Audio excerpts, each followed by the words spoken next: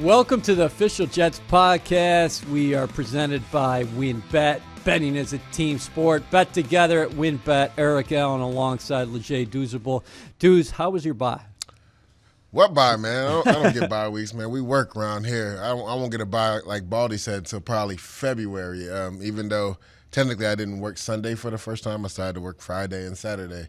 So, but it was good to be able to sit back and actually watch, the NFL, watch other games, because I do work for CBS Sports too, so it's a lot easier to catch up on games when you can actually watch games on Sunday and not just have to zero in on the Jets games. But a lot of exciting games this past weekend, man. A lot. It's got to start with the Jets' upcoming opponent, the New England Patriots. On an entertainment 1 to 10 scale, Patriots-Cowboys was probably 11.5. Yeah, it was.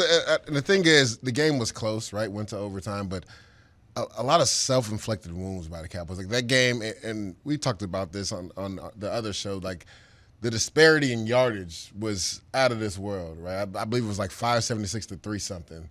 And yet the game went into overtime because of self-inflicted wounds. And that's what New England does, right? They turn you over. They're not going to beat themselves. They want to keep the game close. That way they have a chance to win it at the end of the game. And Dallas Cowboys, the Dak Prescott fumble at the goal line, the interception down the seam to Cedric Wilson when he was late with the football. If you don't have those two turnovers, that's probably a blowout game. And I'm not saying that New England's defense didn't play well, but it was more of a bend, don't break defense. Because anytime, quarterback throws it for I think he threw for over 400, didn't he? Yes, he did. Yeah, throws for over 400. You run for over 100 yards. That's usually a beatdown. But because of the turnovers and them being able to hold, Dallas in some red zone opportunities to field goals, the game was a lot closer than it really should have been. Jets-Patriots at Gillette Stadium. Obviously, they played in Week 2. New England winning that game 25-6. This is so unusual to look at the Patriots right now and see a 2-4 record, and that team is 0-4 at home. Yeah, I mean, and it's because, Tom Terrific isn't there, and he's the great equalizer. Anytime he had that, that 12 is 12, right? That's what he wore, right? Number 12 in the New England jersey, you had a chance to win. Like, TB12. If he had a chance with the game on the line and he had the ball, most likely he was going to pull it out for you. And they don't have that guy. So right now they're really trying to lean on their defense, lean on their run game. They have a young quarterback who's efficient with the ball, but he doesn't really push the ball down the field. And last week, I want to say it was one of the 2 times where they probably put over 21 points on the board. And in the NFL, you can't win unless you put up at least 21 points. So they got to, 29 last week, I believe. They had, yes. It was 36-29 was the score, right? Something like that. I believe so. Yeah. So they had a chance to win that game at the end, but, Dak Prescott, you got to credit them in overtime, was able to march the ball down the field. But, yeah, it's a whole new Patriots team. Spent a lot of money this offseason, acquiring 2 good tight ends, acquiring a few receivers, acquiring some defensive backs. But it's not the same, New England Patriots team that the Jets are accustomed to. No, we're going to dive into the matchup in a couple minutes. So we're also going to be joined by Ty Johnson, the young Jets running back, the speedster. But when you look at the Jets over the course of the bye week, I know Robert Saleh and Mike LaFleur concentrated a lot of their time on how that offensive unit can get out of the gates quicker. I think it's been lost over the course of everybody focusing on the Jets not scoring a point in the first quarter. They have to get that rectified. But the Jets actually scored 47 points over the course of their last 2 games compared to 20 in their first 3. So there has been some progress. Yeah, there's definitely some progress, but you have to start games a lot faster, right? You can't put your defense in a hole. And we talk about complementary football all the time. I believe last week versus the Atlanta Falcons, the defense in the first quarter had, 33 snaps. Like, if you add that up, you're talking about playing 120 snaps in a game. After a game, you just played 100 snaps on defense with overtime. So, and you could kind of see it on the defensive front. Guys' legs were a little heavy.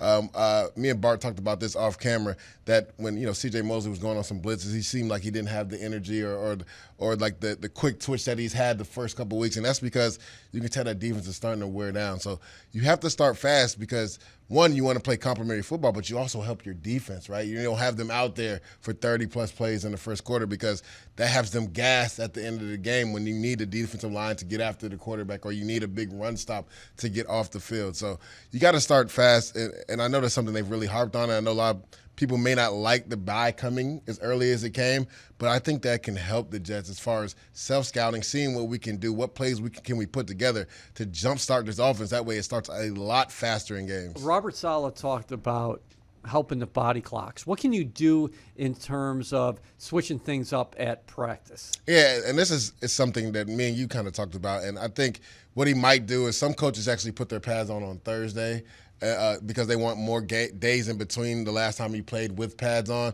so your body can heal up.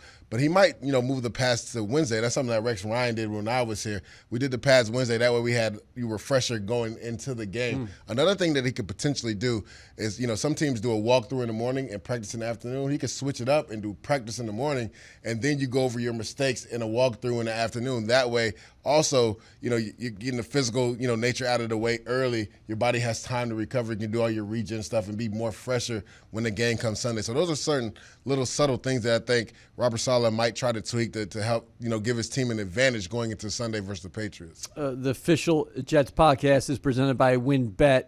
Betting is a team sport. Bet together at WynnBET. Eric Allen with Leger Douzable.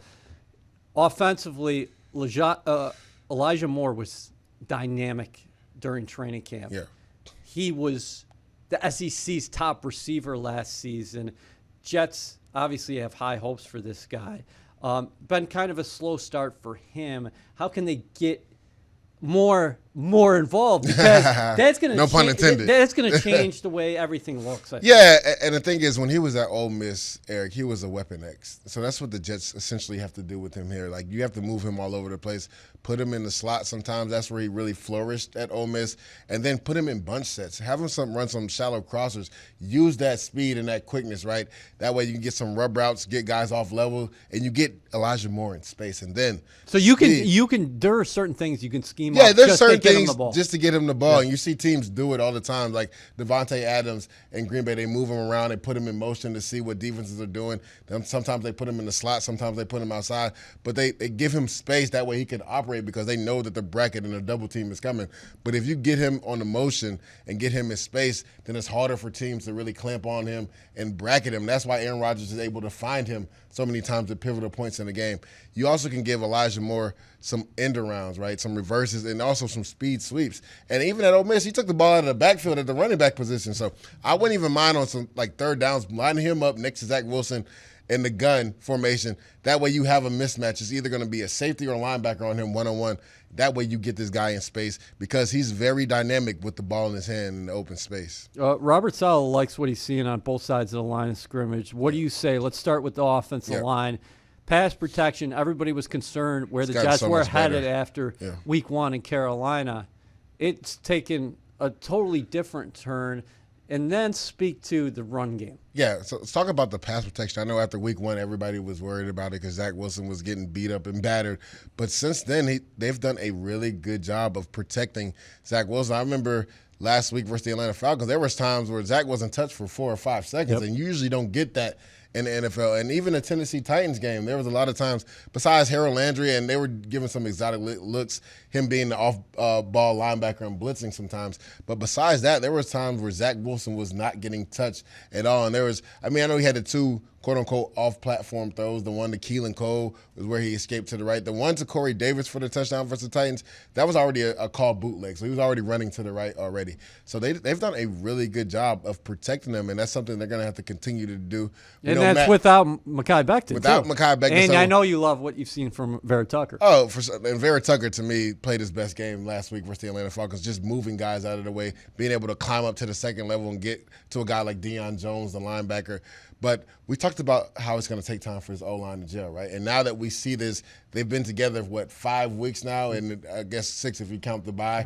And Mekhi Becton's been gone since week 1. So now these guys are getting comfortable with the guy to the left and the guy to the right, and they're making those calls, knowing where the protection needs to go, and getting hands on guys and giving Zach Wilson time. So now it's all about the quarterback feeling comfortable in the pocket and developing and taking that next step, knowing that, you know what, I don't have to have happy feet.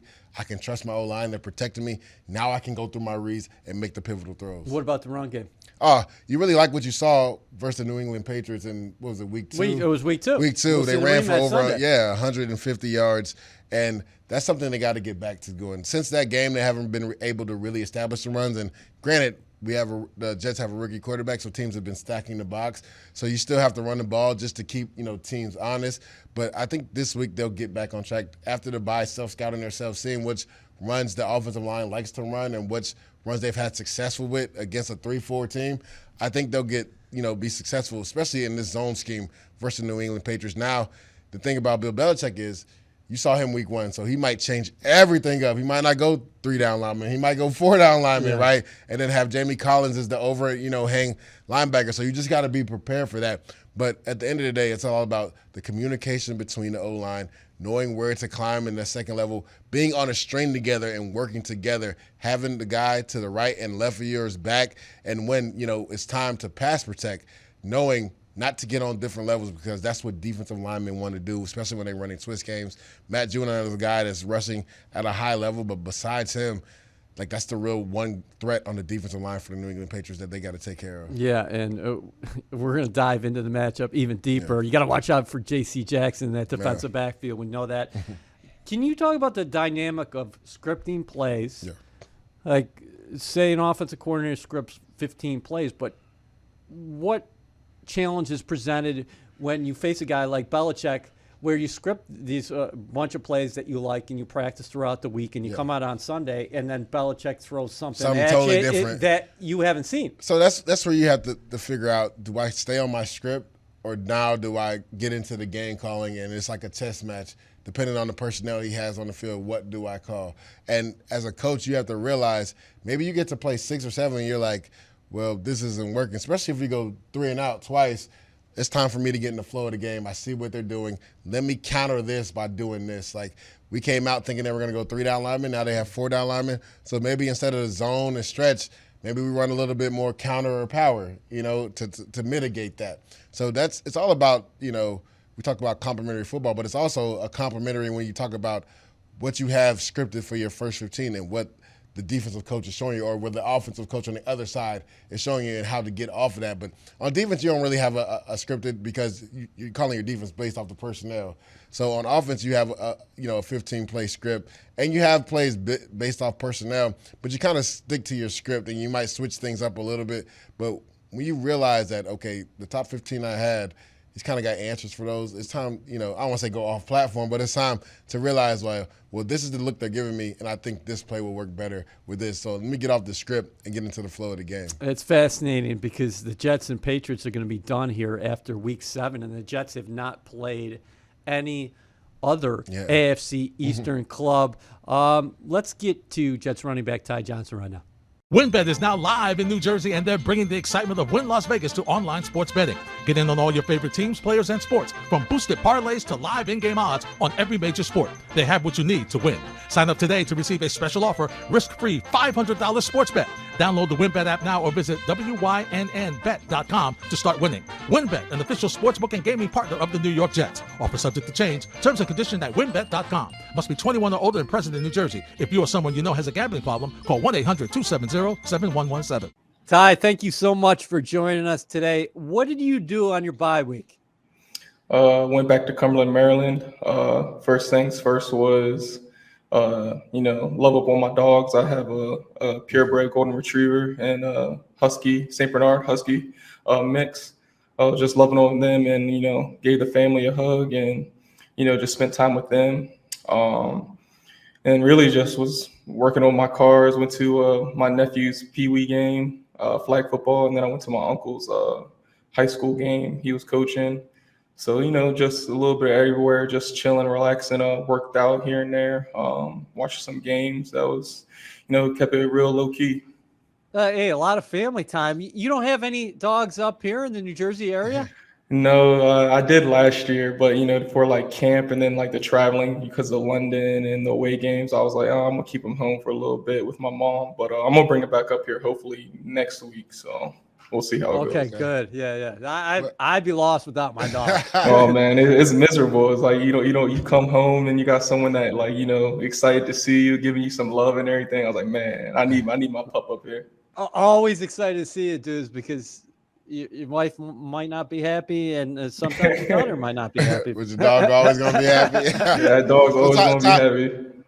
So Ty, you went back home. Was there any special meals that maybe Mom Duke prepared for you, or was there any spots you had to stop at being back home as far as food wise that you're like, man, I'm back home. I got to get this because I'm not gonna get this until the season's over. Yeah, I didn't stop there actually, but DH every single time I'm home, I always go to DH, but I didn't get the chance to go there. But Mom, she made me some soups and everything, like homemade soups, like the homemade chicken noodle soup and potato soup and everything, just like real hearty home meals right there. And she made me breakfast and everything too, every single day, which I usually do all the cooking, but she blessed me with that. And we made some Nigerian red stew. She hates it, but I love it. Oh, wow. But it was real good, man. So she didn't eat any of it because she hates spicy. But I was all over that. So Ty, when you are cooking, what do you like to make?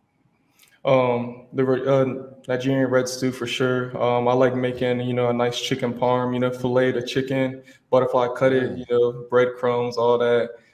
Definitely all types of pasta. Really, a homemade spaghetti sauce with the noodles and everything. Surf and turf, of course. That's always a go-to with a nice, New York strip steak, some shrimp. You got to put it down. Okay. Man, I'm Yeah, getting man. hungry. I be getting in there, man. I be doing it like last year. I made a full course Thanksgiving too. So. Oh wow. Yeah, I like that because I call myself an amateur chef myself. So what is your favorite all-time dish to make? Like what is Todd Johnson known for making? I mean, when I was in college, it was the surf and turf. Like, ask Jake Funk, Ike, my best friend, all the guys. It was always surf and turf, like a steak, some shrimp, some potatoes, some greens. That was always like my go-to. And now it's more of like the spaghetti with the homemade sauce and really just all types of pasta. I really like the red stew that I've been doing lately. I've been eating that probably every Tuesday for the past like 2 months. I'll make it every Tuesday on the off day. So that's really kind of where I've been at. So it's kind of hard. You have to catch me at what time period I'm at in my life. So it's always changing for real. Ty, we're going to talk about Jets and Jets-Patriots, but I'd be remiss if I didn't ask you about Maryland a little bit. You were one of the most productive players all time for the Terps, but I don't know if people realize that you actually wrote about 50 letters a day to schools. So you were basically recruiting yourself at a time in your life. Yeah, for sure. Coach Apple, he was my old high school head coach. We talk every day to this day, but I told him I wanted to pursue college ball, and then one day he just gave me like a stack of paper that was like this thick. It was every college, and it had endless coaches, emails, numbers, and obviously, jobs change, guys. They resign, they go new places. So first off, it started off a lot of like, did not send and everything because it was like an invalid address. And then it was just a lot of, fill out our recruit questionnaire, which is kind of just like brushing you to the side, really. And it really was like, just not a lot of responses because I was in class, I was in math class getting yelled at. I was in history class, Spanish class. I was in all those classes getting yelled at. Like, why are you on your phone? I was like, man, I'm trying to get on my grind. I'm trying to get to college. So that was really just every single day. It was just sending out emails, and then maybe filling out a few recruit questionnaires and stuff. But it was just endless emails out every single day. And I had like a little blueprint. Hi, my name's Todd Johnson. This is where I'm from. This is what I do. Let me come to your school, really. But that was really about it. That is an amazing story. You became the fourth Terrapin to surpass 4,000 all-purpose yards, and joining Torrey Smith, former Jet Lamont Jordan, and Buffalo Bills receiver Stephon Diggs. So that's a message for everybody at home. Pursue your dreams. Exactly. Go after it, and keep that work ethic because this guy's now playing in the NFL with the New York Jets. Yeah, I was gonna say, Ty, how do you think that process shaped and formed who you are today? Like going through all that, people telling you, ignoring your emails, but you're still sending out letters time and time after again, just to make sure you can get on and pursue your dream. It was really just never taking no for an answer because you're your situation really isn't your reality. Being in a small 1A school, about 700 kids at Fort Hill High School, and that's total, females, males. So it's like really your situation is, no one wants to drive up to Cumberland, Maryland in the mountains.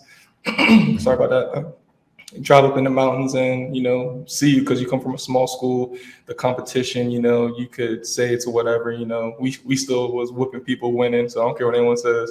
But it was really just never taking no for an answer, and just be like, all right, cool. Like I'm still going to find a way no matter what. So that's really what kind of shaped me into the player I am today. Got to Maryland, played as a true freshman. Not as much, but I still was playing a good bit. And going to the next year, it was all right. Well, I want to play even more. When the new staff came in, and there was will Ty actually still be here with the new coaching staff, and then boom, 1,000 yards. And it just kept going up from there. It was like I don't want to be denied. Like I'm going to be undeniable.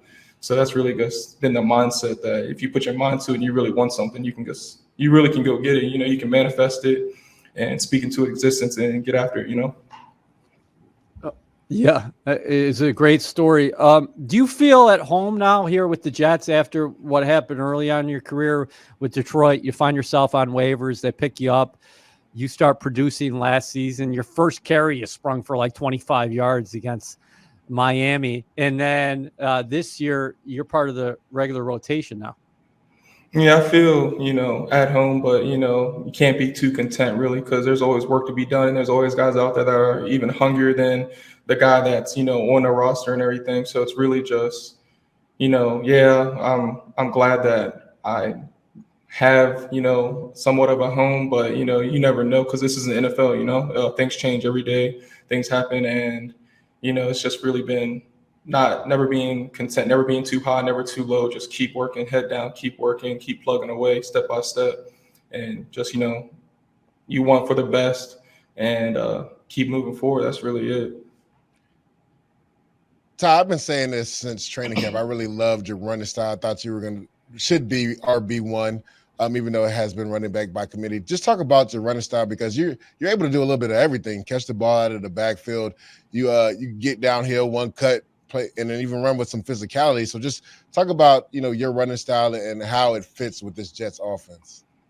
I think, with this offense, we got guys we're really just trying to run off the ball, and myself and other guys, of course, like we just run, like there ain't nothing to it, just run, get the ball, run.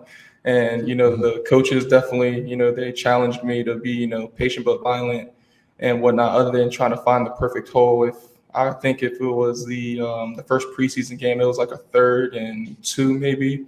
We were running a duo play, and I was trying to find the right hole other than just hitting it, because it's 3rd and 2. This is short yardage. It's a mindset. You got to get those 2 yards no matter what it is. And they really kept challenging me. Just you're going to run full steam. If you run a full head of steam forward, they're going to crash. You're going to see a hole there, or you just got to run through people. And it's really just been, I'm a fast guy. If I'm running full speed and I don't stop, like I'm going to, run someone over too. So it's really been, cool to see how like I've taken that challenge that they presented to me.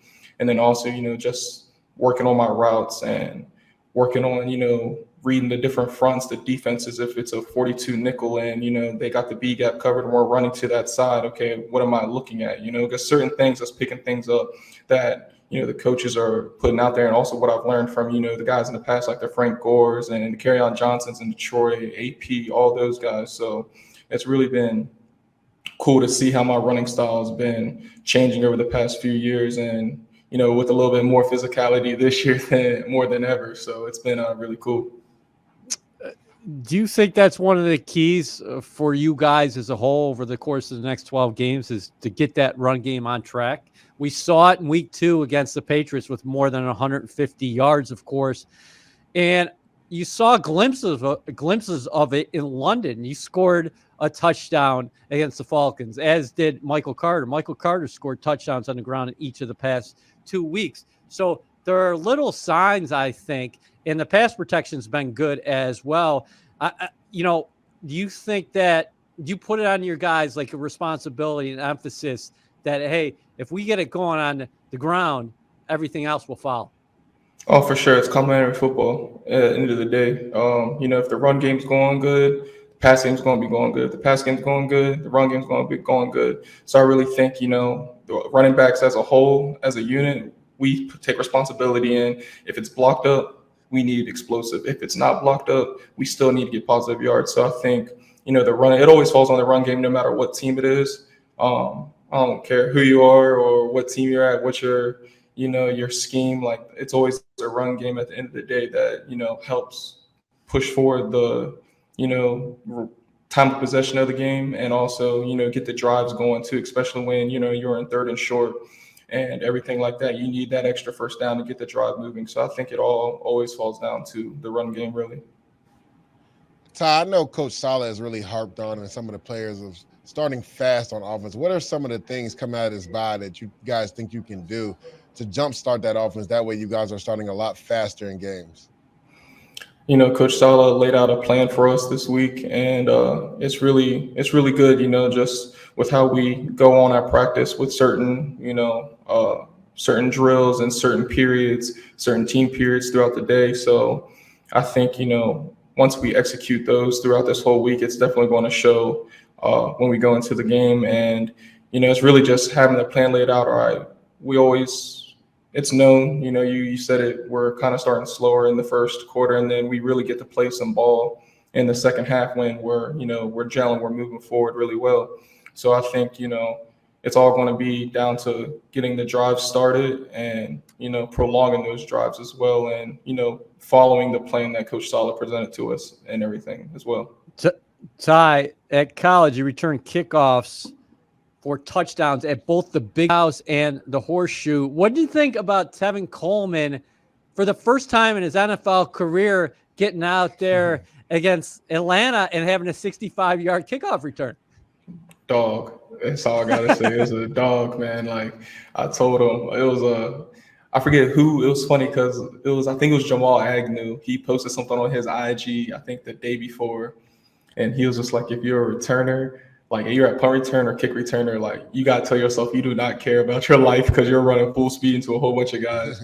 And I told Tico, I was like, man, like you got to not care about getting hit. And then he literally just went stupid. Like he really just was full speed running, just going crazy. And it was like, man, like this guy's legit with the returning. So I was really happy for him. I was excited for him. And, I'm excited to see what else he does throughout the year too. How excited are you to get back on the field Sunday against the Patriots? I'm sure you guys feel like you owe them something after what happened in week 2, but just looking at it as another opportunity.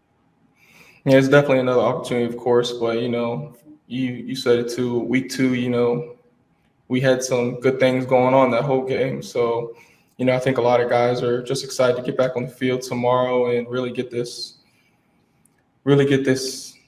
team going. I mean, there's really nothing else to it. And, I believe this team, they want to give something back, of course, but at the same time, like it's just moving forward, improving on offense, defense, special teams, no matter what it is, no matter how major or minor it may be, just moving forward and then go over to Foxborough and, have a game.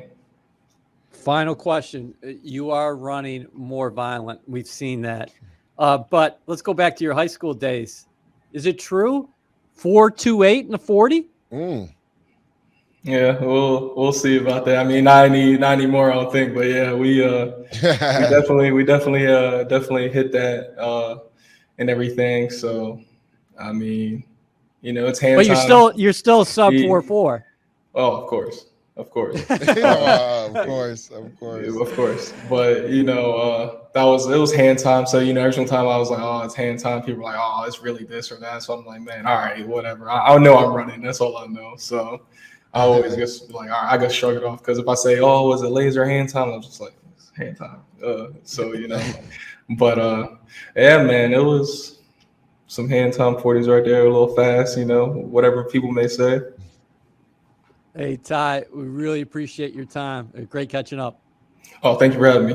WynnBET is now live in New Jersey, and they're bringing the excitement of Wynn Las Vegas to online sports betting. Get in on all your favorite teams, players, and sports, from boosted parlays to live in-game odds on every major sport. They have what you need to win. Sign up today to receive a special offer, risk-free $1,000 sports bet. Download the WynnBET app now or visit wynnbet.com to start winning. WynnBET, an official sportsbook and gaming partner of the New York Jets.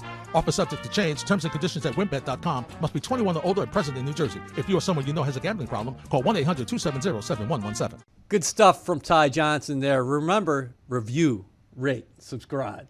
It's an official Jets podcast. Eric Allen alongside Leger Douzable as always.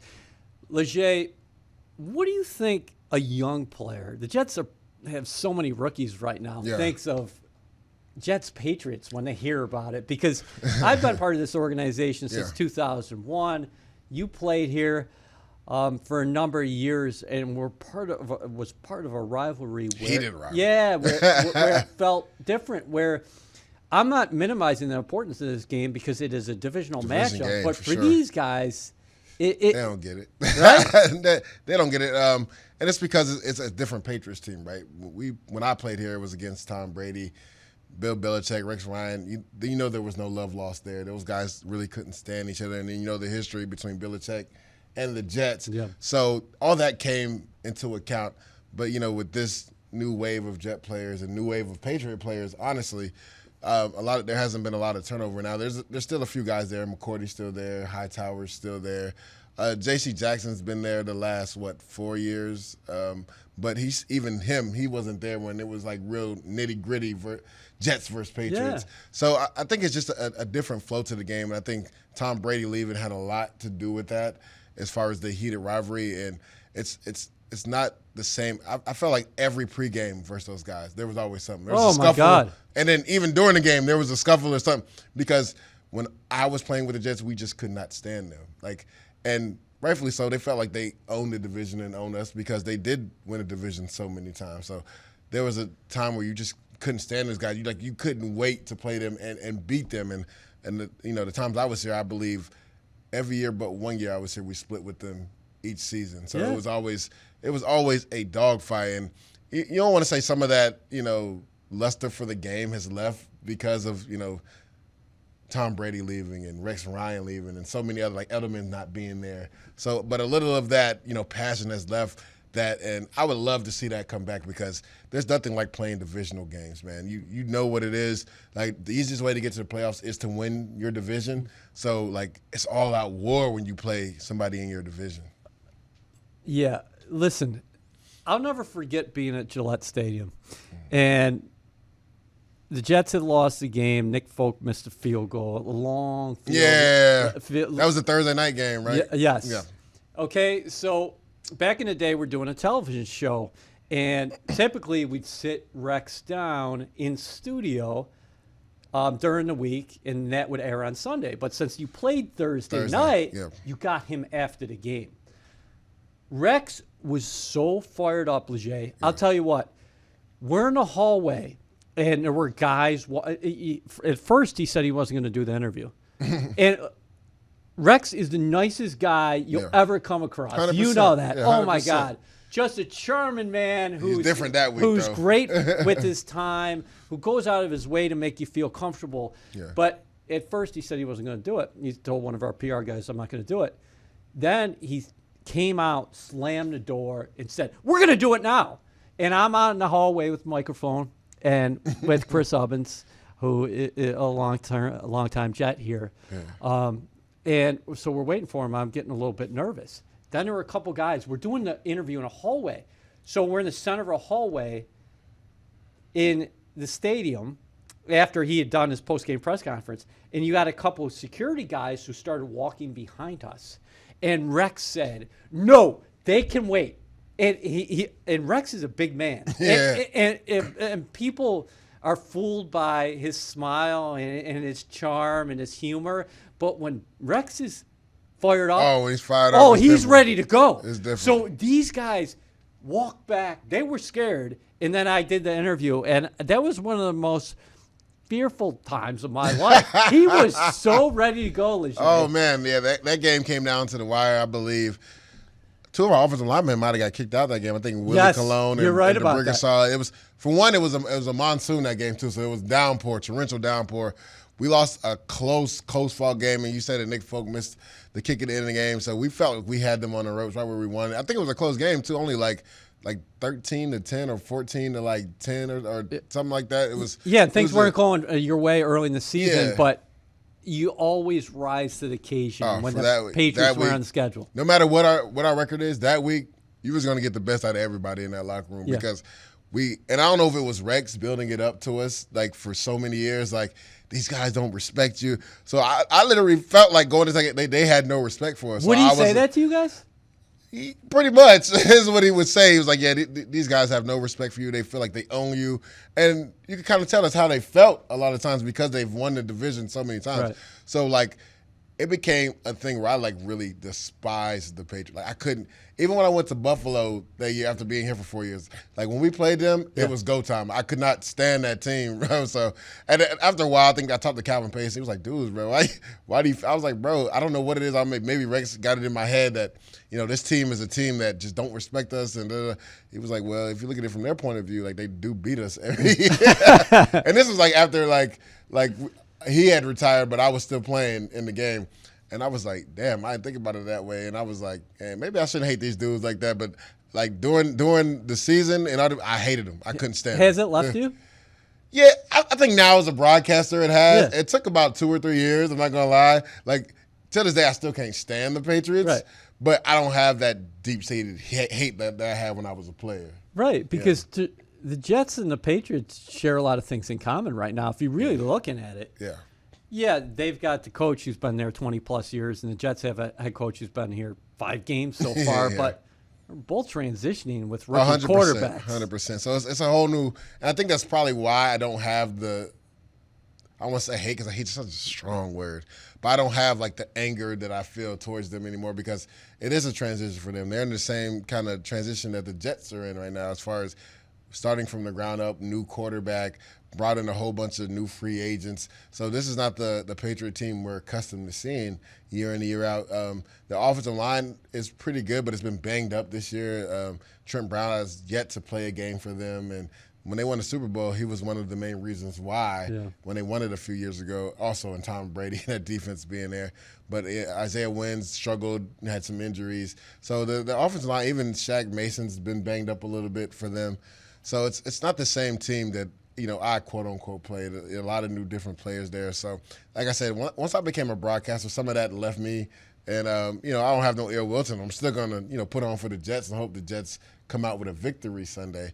But I don't have the same angst that I had for them, when I was playing. Yeah, this Jets team is looking to break a streak against the Patriots. But if you really look at the roster, are they? Because you can't assign all these losses that have happened to the Patriots in the past. Yeah, because none of these guys were here. Especially Salah. Yeah.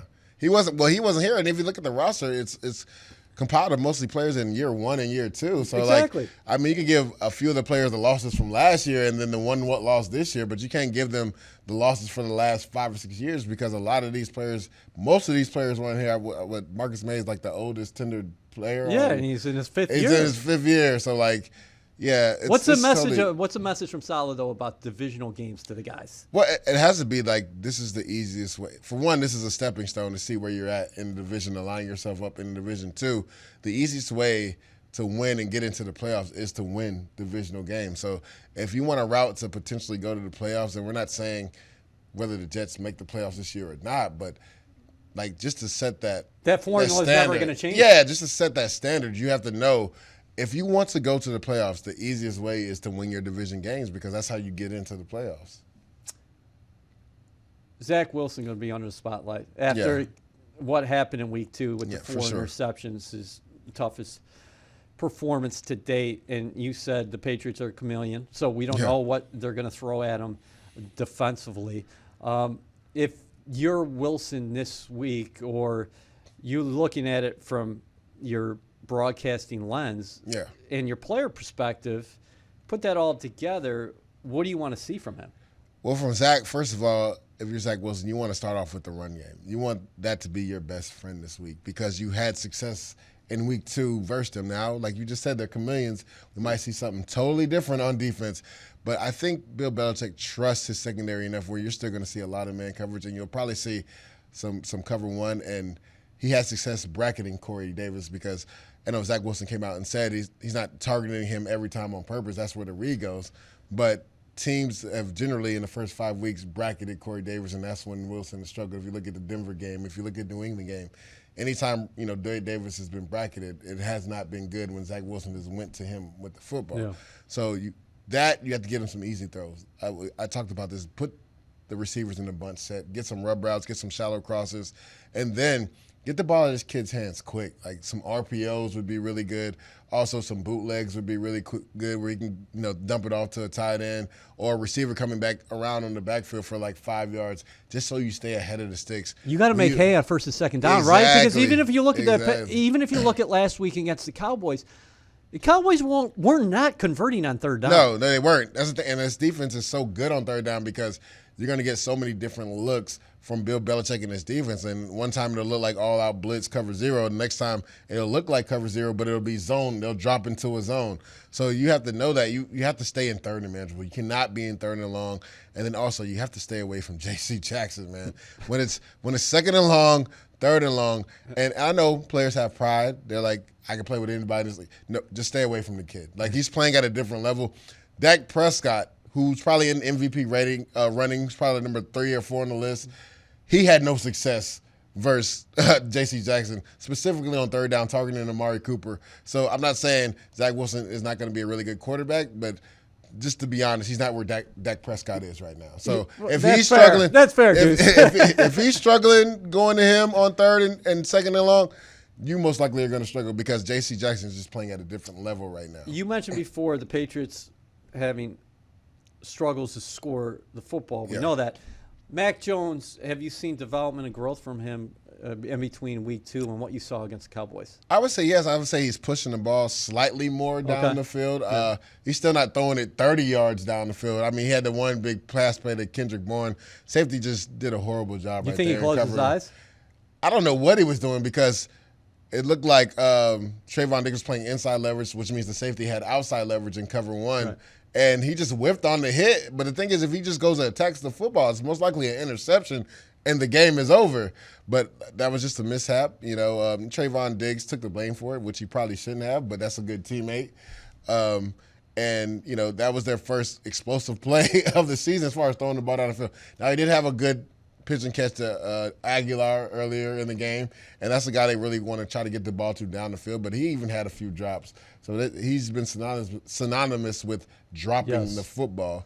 So that's the one guy that can maybe hurt you down the field, but if I'm the Jets secondary, it's going to be about being feisty at the line of scrimmage, and Jacoby Myers is a guy under the radar that He's leading them in receptions. He loves to go to in third down. So when he's in the slot, your ears have to perk up. Michael Carter's ears have to perk. Like, he's getting the ball, especially on third and second and long. That's where the football is going because that's who Mac Jones trusts the most with the football in his hands. Like, he's not a world beater, but he's a pretty good possession receiver and a good route runner. And he knows how to do subtle things to get open for Mac Jones. So if you're on defense and you're in that nickel spot, if Jacoby Myers is in the slot, just have your ears perked up. That's where the ball is going.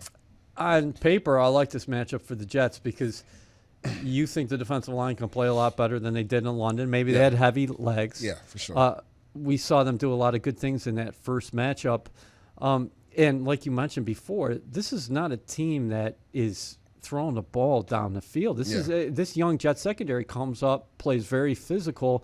You just got to neutralize Damian Harris. 100%. So it's always going to come down to the run game for the Patriots because so much is built off of that. Like, they're a heavy play action team, and for them to be successful in that aspect, they have to run the ball with Damian Harris. And then also Stevenson has run really well for them the last few weeks because James White is out.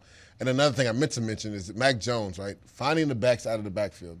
He is synonymous with that. Like, even though James White was the guy, like, he still finds Damian Harris. He still finds Stevenson out of the backfield, and that was real prevalent last week versus the Dallas Cowboys. So if that first read isn't there, he usually goes straight to the back. So if you're hugging the running back, you have to be tight on him because what Mac Jones and his offense wants to do, they want to be in 3rd and 4 or 3rd and 3 or 3rd and 2. They want to be third and manageable. They want to put drives together, methodical drives of 10, 11, 12, 14 plays.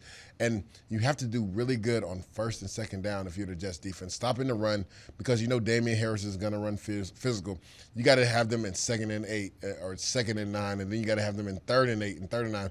3rd and 4, that's where they love living there because that's when they can get Jacoby Myers on those crossers or get him the ball for 5 or 6 yards and then it's move the chains. So if you're the Jets defense, first and second down are monumental, just like if you're the Jets offense, first and second down are monumental because you don't want to be in 3rd and long versus that New England defense.